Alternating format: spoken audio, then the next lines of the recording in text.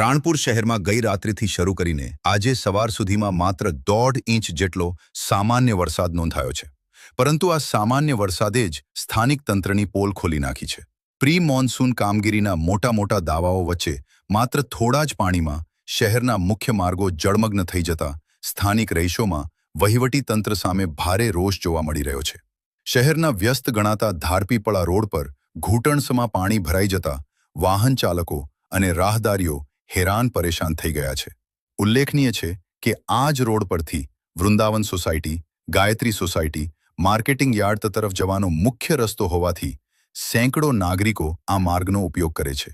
પાણી ભરાઈ જવાના કારણે લોકોના રોજિંદા જીવન પર માઠી અસર પડી છે અને અવરજવર કરવી મુશ્કેલ બની ગઈ છે.